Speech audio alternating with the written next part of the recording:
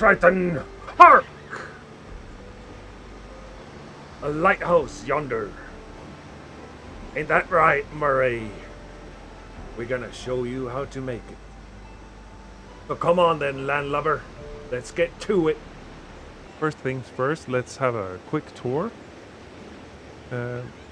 This lighthouse is built on a rocky formation that is on a small isle in a lovely cove, which begs for building cool stuff. So I start here with the lighthouse, and later I have a couple of other sites planned for the main island. But let's focus on the lighthouse for now. There is a story to each and every element I put on here. I will tell it at a later date in full. But for now, it is time to focus on the lighthouse itself. It has a storage area back here, just as well inside here, different purposes. It has a long winding staircase all the way up to a crow's nest of sorts, where this light is housed inside a windowed cylinder, on top of which we have some red brick roofing, and on top of that we have a black flag. And yes, there's quite a story here. But you're here for building a lighthouse. So let's get to that. So how do you make this lighthouse? At its core, you have a hexagon made out of marble. I used marble. These wonderful little pieces. First of all, I laid out a foundation using these rocks, and I did so in a way that they would look like a natural extension of the rock that was there to begin with. Not like this crude thing, but it's for learning purposes. Anyway. Yes, how to make a hexagon? Well, you simply said and failed at it. You rotate, and there you have it. You have a hexagon. Wonderful. Yeah. Now, this light here, consider it the center of the lighthouse. They mark it. So from this center, you go out two of these lovely squares in each side of hexagon. That would be a 6 then, wouldn't it? It would. At the end of a wheel, you create yet another hexagon, just like the one you did. And doing so, you end up something like this. This here needs to be filled in, of course, and you do so by adding 4 triangles, make one great triangle, and follow it 4 squares to make one great, and one great square. Like so. And then you have 2 more little triangles to fill out. Outer perimeter. And there you have it. That's one section. You do the same all around. What you also do is mark where the inner walls and the outer walls are to be. I'm going to use limestone. You could, whatever you like. Start with regular stone and whatever you fancy. But anyway, You see the outer edge of the center hexagon? You take one further step up. There you have it. That's your inner wall. Simply rotate following theme. And by doing so, you will come full circle. Like so. Right? Outer wall, simply the same dealio, but you do it here. Like so. Now, there are some things you want to consider. But you get it, you fill out the two, right? You're gonna end up with something like this. Well, I'm ahead of myself a little bit because you need to make some decisions here. Like where to put the door. And as you will find out, the outer walls will have segments of 3 and 2. Then show you 1, 2, 3, 1, 2. 1, 2, 3, 1, 2. All the way around. And what I did, I simply took one of 2 wall and cut out space for the door. And there you have it. I used, after many different tries, I settled for a door with a stone frame. And then I built the whole stairs, the stone stairs. And you can also see I shaped a foundation a little roundish around it. Now, how do you do that? If you not care to be all this squarish, well, I'll show you. I'll show you right now. All you do is you remove the bits and bobs that you don't care for. Then you turn off snapping. And then you try as best you can. Place them. And that might be more than one, right? Make it fit and don't be afraid to push it in there. Yeah, I didn't just say that. I did not say that. Okay. There you go. I was like, okay, I can do better. Do this. Of course, recall that you can change not just snapping, the rotation angle. We have 30 currently. You can go down to 15 and we will use that frequently throughout this build. So there you go. There you have it. Boom, boom, boom. And of course, snapping and not snapping has its challenges. You can see nothing is completely straightforward. But you get the idea, right? Okay. On to then other decisions we made. What I did not care for much are these seams in the wall. The outer wall as well as the inner wall. And what I decided to do was that the inner wall would have a round snapping back on, and it takes care of itself pretty much. Outer wall is a wee bit trickier. I used square ones, and what I did, I'll remove these. So what I did was I used 15 degrees rotation and make sure that I am just as much. I'm in the, how do you say?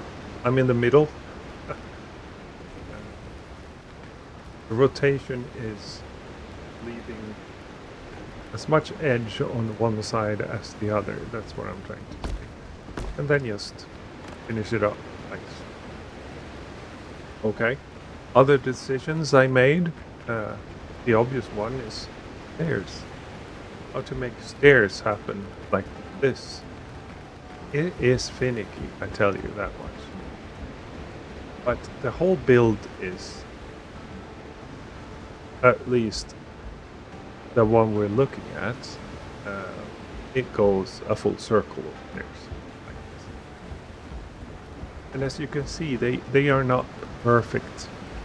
They clip in a little bit into the walls, and they likely will for you as well, either the inner wall or the outer. It's all fine. It's all fine. It's just a little bit. Don't worry about it. Let's talk about the windows before the stairs, because I will have to remove these windows, I think. The stairs can be quite finicky to place once you have walls up already. So that's a little bit unfortunate, but it is what it is. Anyway, as for windows, I decided that I wanted them to appear pretty much in line with railing. Makes sense, right? So you can cast them and look out, see what's up outside.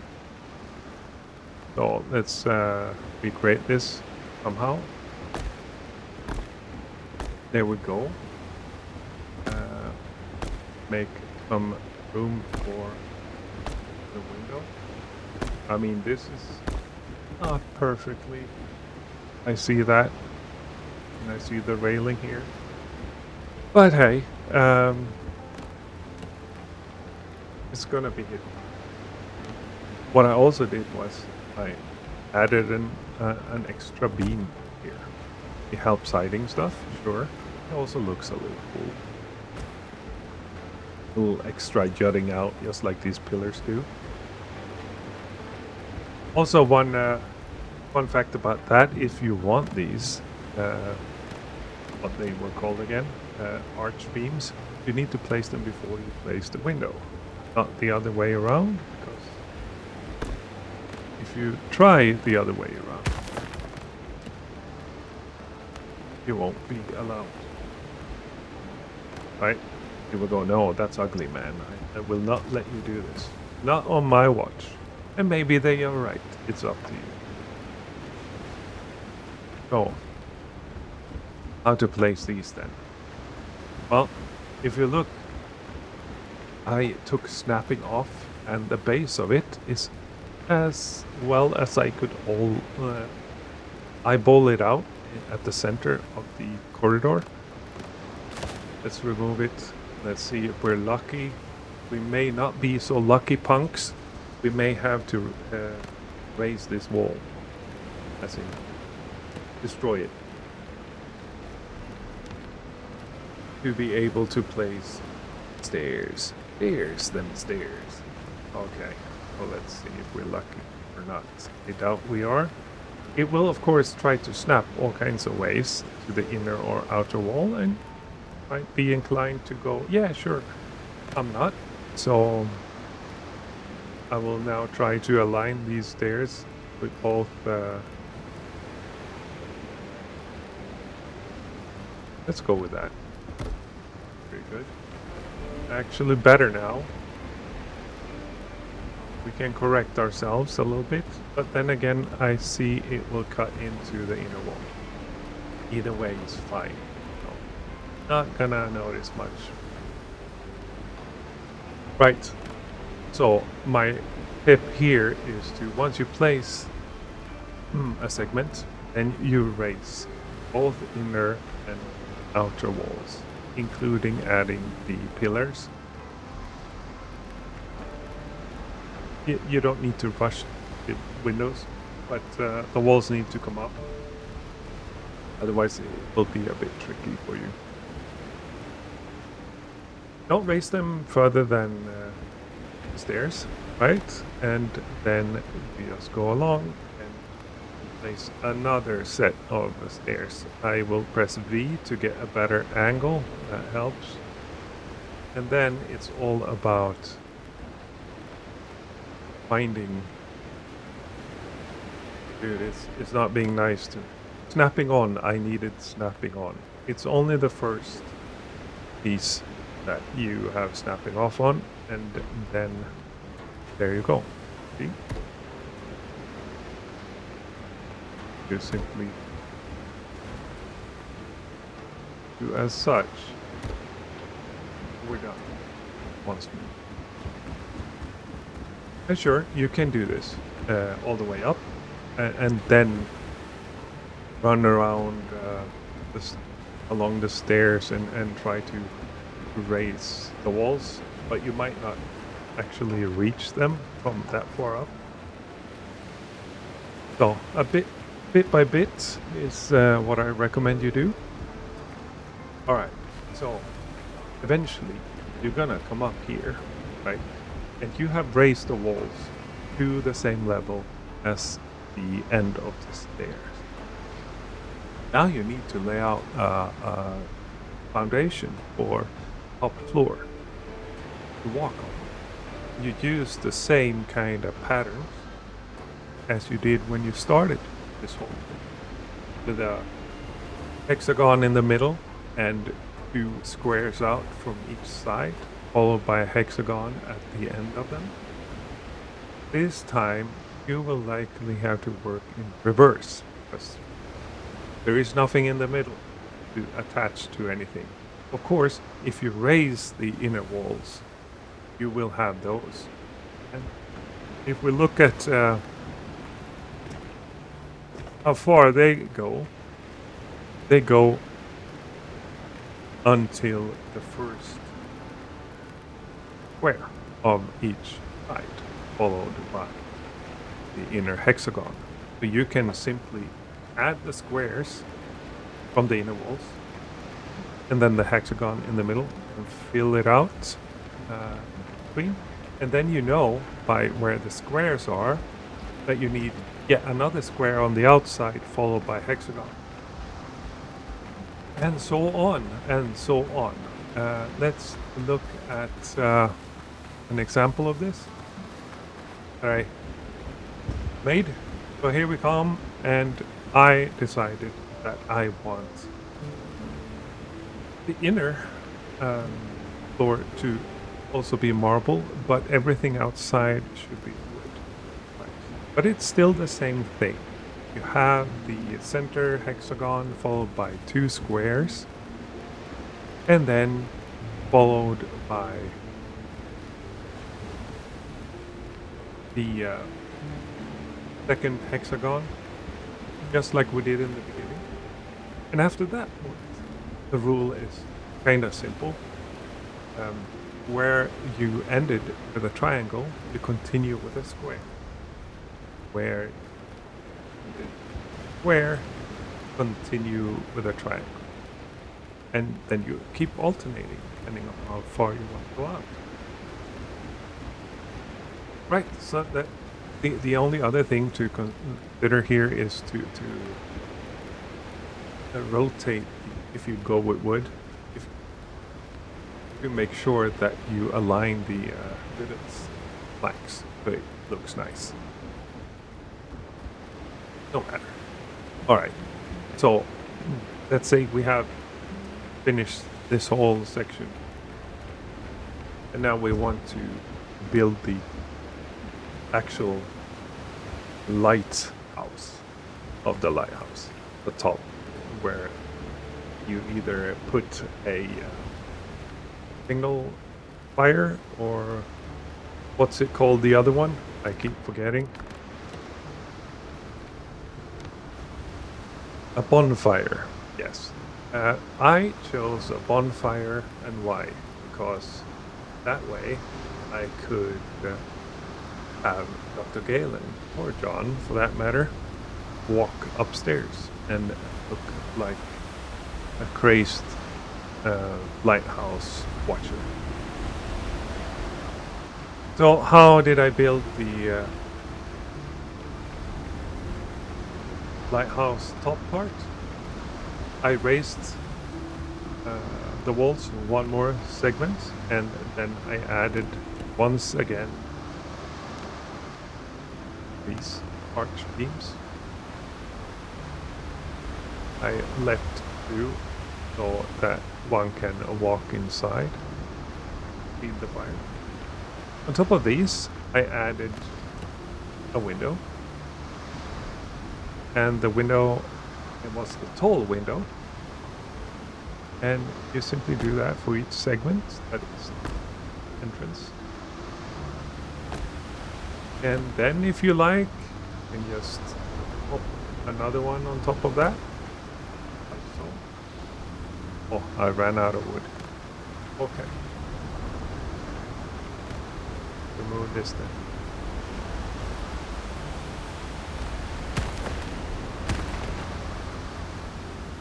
Like so. Or if you want yet another, I mean, I don't know. I'm not overly sold on either of these. At the very top, I just tiles, clay tiles, like so. And this can be finished, right? You need to align it just like the windows. Easiest way to do that is like this. Bam bam. And then I simply put a flag in the center of it. And Bob's your uncle or auntie or whatever. You're done. Sort of done. But that's the base. Then what? You can add elements to tell a story. What I would definitely recommend in any build is to consider light sources and not to overdo them. That's my preference, because the story is, and it lives in between glaring light and pitch dark. It's where all form resides. How we even are able to perceive shape. You see this section here? I decided that, I don't know if you recall the cannons up on top of that crow's nest of the lighthouse. Well, maybe they traded fire with something in the bay. And that something hit the wall and it crumbled. And these people who had the residents of this lighthouse at the time were maybe not the same people who erected the building to begin with. They might not have been efficient enough, knowledgeable enough, or even had the resources to repair it properly. So therefore, it's a different kind of stone in this segment, and they have tried, to use timber to stick things together. Maybe they tried to use some kind of cement.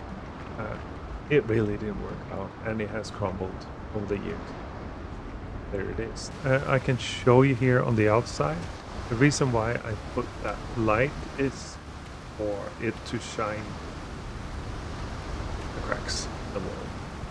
Notice them, right? So when I decorate, I think about how it would be to live here and who is living here and how do they like it and what are their relations and so on. I mean, a lighthouse needs fuel to keep itself lit. So you have a dock there and where someone is regularly transporting timber to be processed into firewood. This is obviously not lighthouse master's work. No, that's the apprentice who then has to traverse these precarious stairs all the way up, cook himself some meal, and then put it into storage or simply go upstairs and feed the fire. Whereas the master is living in this old cottage, but it is still better than simply a lofty bed next to a hole in the wall in the lighthouse. And I try to tell stories here as well with the interior. And also consider where I put the light sources and how they give shape to everything and atmosphere. If everything is completely lit up, you won't have these nice shadows everywhere, casting a bit of an ominous, mysterious atmosphere. And it also centers around what you focus on. So this light tells you that this is someone who's keen on reading and drinking drunk, and then you might notice, oh, there's a birch cage here. That's interesting, and it's open, and so is the window. I wonder what happened. And who carries a big old watch to this aisle? And all these books. Obviously, timekeeping and books are important to them. Anyway, and then this Easter egg of, yeah, you notice this blueprints on the workbench. Then, when you head on upstairs, you see where all that extra resources and material ended up in this wonderful little distiller who someone is as keen on keeping watch over as the ocean around. And yes, here are the cannon ready to be fired. And a book, of course. You gotta read, right? At least if you're Dr. Galen and master of this lighthouse. Wonder if I can see the apprentice somewhere. Oh, probably smashed against rocks and drowned. Let's see. There you have it. My process. It's a simple build, but simple can be a challenge in itself because the shape in itself is simple. You have to find ways to make it a little interesting. You be the judge if I succeeded or not. I'm okay, happy with it. I just started building things, Windrose, and I'm certainly no architect. But I do enjoy storytelling. Light and shadow and form and so on is something I feel. Anyway, I've been rambling. So, you with that, if you liked it, please like it. I appreciate any support. Show me. And if you subscribe, well, then during lives, you're one of the crewmates, so we can talk. And in order to notice when those live sessions are, you might as well hit that notification button so you get a notification of when the next stream is happening and so forth. It is usually around 10 p.m. Central European Time during Mondays, Wednesdays, and Fridays, but it can fluctuate. So there you have it. Thank you for watching. Have a good one.